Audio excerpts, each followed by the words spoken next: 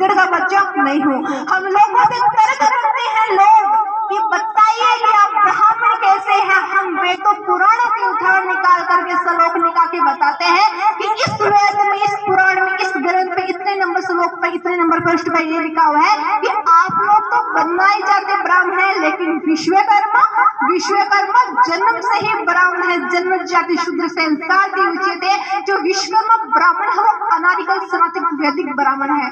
ब्राह्मण उत्पत्ति दर्पण नामक पुस्तक जिसके जो लेखक है वह पंडित मक्खनलाल मिश्र है, जिनकी पुस्तक है विश्वकर्मा पांचाल ब्राह्मण उत्पत्ति में स्पष्ट क्रमांक 358 से 361 के मध्य ये लिखा गया है कि जो विश्वकर्मा पांचाल जो ब्राह्मण है, ये लोग है वो जन्म से ही ब्राह्मण है। इन लोगों को षष्ठ कर्म के साथ साथ जो ब्रह्मा यज्ञ, देव यज्ञ, पितृ यज्ञ, भूत यज्ञ, जप यज्ञ करने का है पूर्ण रूप से अधिकार प्राप्त है।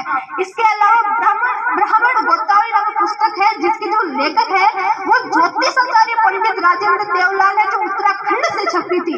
इस पुस्तक में स्पष्ट क्रमांक 114 से 117 के मध्य है।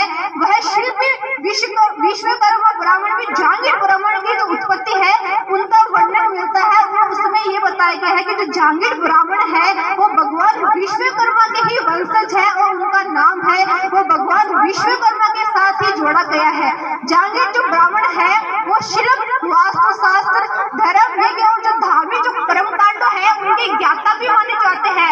विश्वकर्मा पुराण में भी यही लिखा गया है कि जो भगवान विश्वकर्मा है वो जन्म से ही ब्राह्मण है। गर्ग संहिता के बलपत्र खंड के 13वें अध्याय के 52वें श्लोक में लिखा गया है कि विश्वकर्मा विश्व धर्म देव शर्मा दयानिधि, अर्थात भगवान विश्वकर्मा हो वो समस्त धर्मों के धारक देव, ब्राह्मण और दया के सागर है।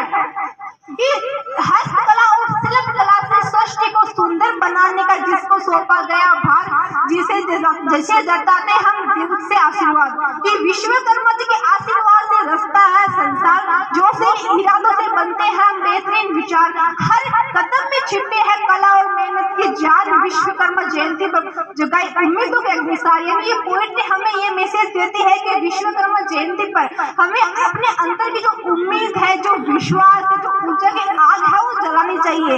ये हमें प्रेरित करती है कि हम नए जोश के साथ अपने जीवन